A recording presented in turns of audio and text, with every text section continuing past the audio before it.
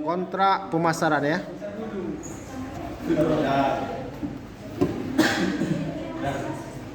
Oke, silakan. Assalamualaikum warahmatullahi wabarakatuh.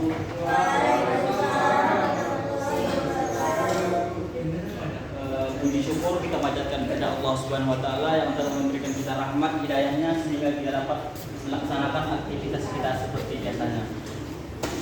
Dan tak lupa pula kita hadiahkan kepada Rasulullah alam yakni Nabi Muhammad sallallahu alaihi wasallam yang telah membawa umatnya dan alam kepada hari menuju alam yang berilmu pengetahuan seperti yang dirasakan pada saat sekarang ini.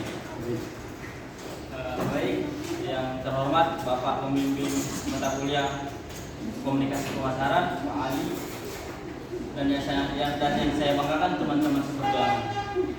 Baiklah, berdirinya kami di sini hanya ingin menyampaikan materi kami tentang kontrak kerja pemasaran yang akan dijelaskan oleh kami sendiri yang membawakan materi. Kepada Ara, kami persilahkan, segala hormat.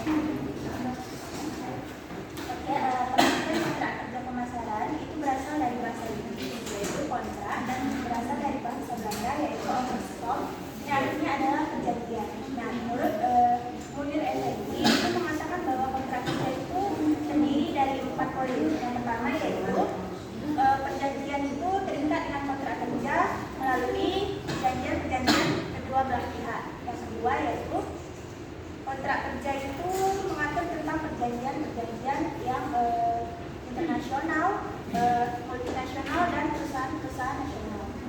Ya, yaitu kontrak kerja itu terikat pada perjanjian yang dibuat oleh perusahaan dengan yang terjalin oleh perusahaan. Dan yang keempat yaitu kontrak kerja itu biasanya mengatur tentang perjanjian antara dua belah pihak. Nah, definisi kontrak kerja juga diberikan oleh Kamus Bahasa Inggris, yaitu perjanjian antara dua belah pihak yang saling memodifikasi agar terjadinya kontrak antara penjual dan pembeli.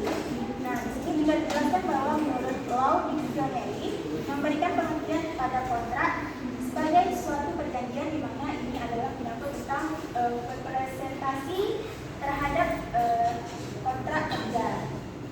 Di sini istilah kontrak menurut kamus hukum ada 2 pengertian, yaitu yang pertama, kontrak adalah perjanjian secara tertulis antara dua pihak, yaitu tentang perdagangan, sewa, dan lainnya.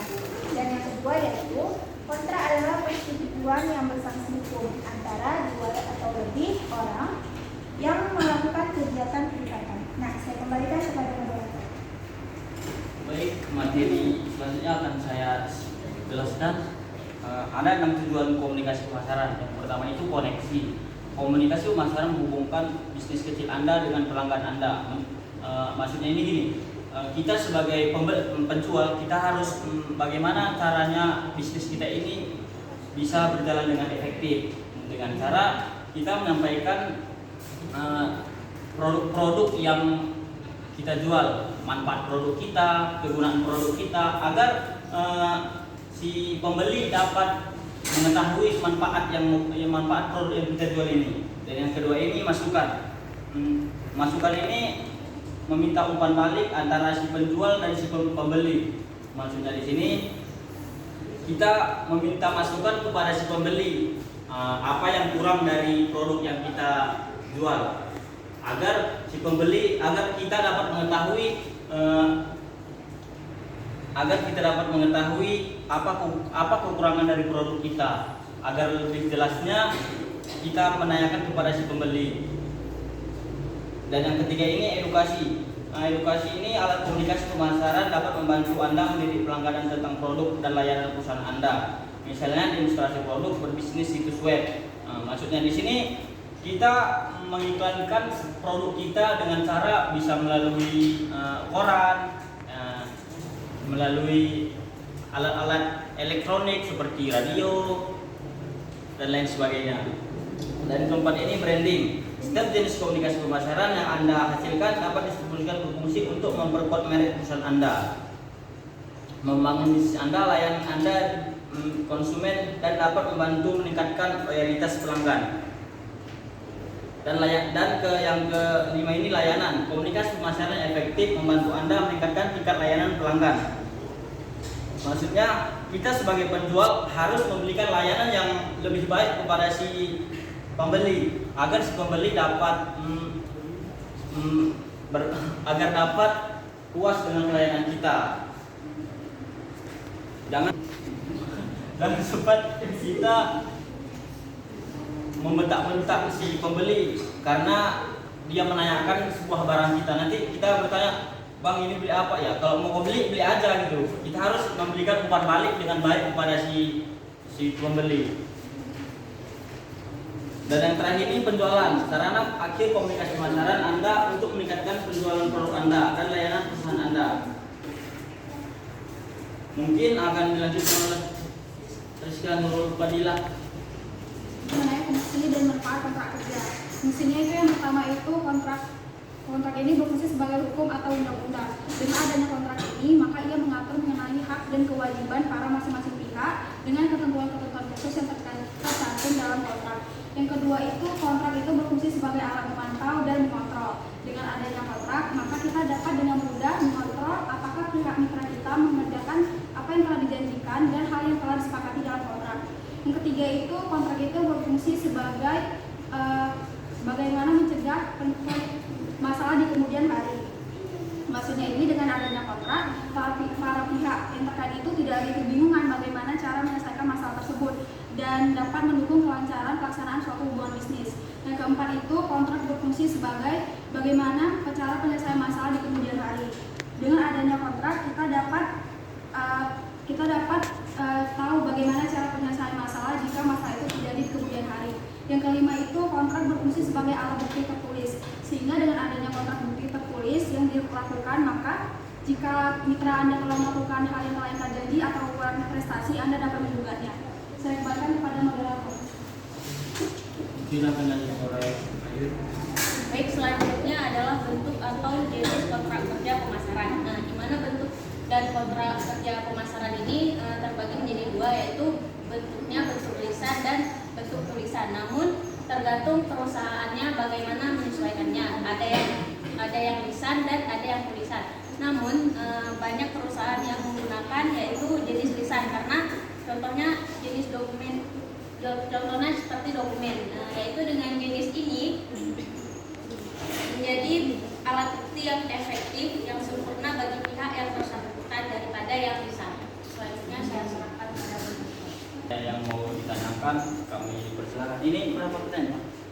Iya, tergantung selera berapa. Tergantung selera. Satu kelompok satu saja bisa. Satu Kelompok dua boleh. Pada Yola.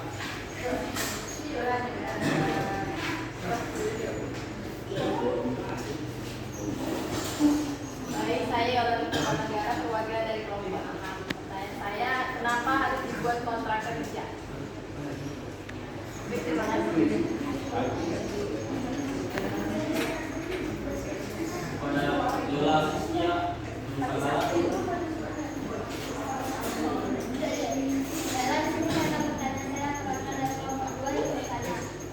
Apakah yang dilakukan sebuah perusahaan agar perusahaan lain atau mitra kerjanya itu menyetujui kontrak kerja?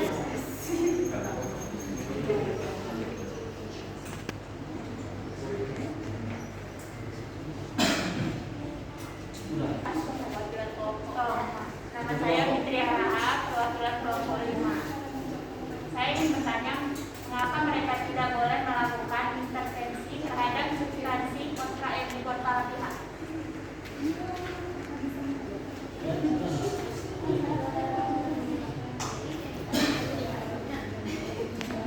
Kami meminta waktunya untuk menjawab pertanyaan teman-teman semua. Ayo, yang keluar. Ini gimana kontrak kerja yang baik dan benar gitu? Kayak kontrak kerja yang berjalan dengan bagus.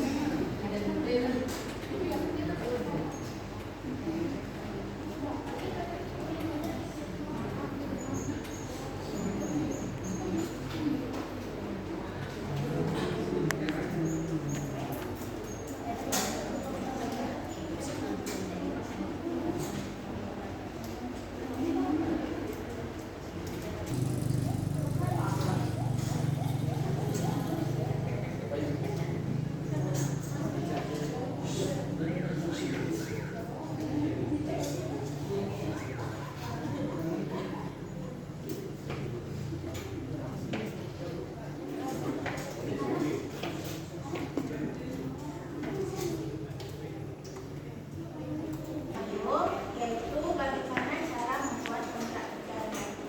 Yang pertama yaitu pastikan kontrak kerja itu tidak merugikan salah satu antara kedua belah pihak tersebut. Yang kedua, pastikan hak dan kewajiban di dalam kontrak tersebut diatur, tidak ada kerugian antara pihak satu dan pihak lainnya.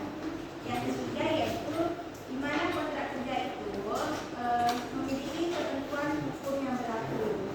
Yang keempat yaitu adanya hal-hal tambahan yang umumnya diatur dalam kontrak kerja, yaitu ketentuan wajib seperti peraturan dan hal-hal apa saja yang ada dalam kontrak kerja. Ini cuma itu yang sudah jelas saja. Pertanyaan dari Yolanda. Kelompok 6. Mengapa harus dibuat kontrak kerja? Saya sudah menjelaskan terkait dengan tujuan kontrak kerja tersebut, maka saya akan menjelaskan lebih detail terkait manfaat dari dibuatnya kontrak kerja. Yang pertama itu adalah mempertegas dan memperjelas hak serta kewajiban perusahaan yang bekerja. Yang kedua itu menciptakan hubungan industrial yang harmonis, dapat meminimalisir konflik atau perselisihan.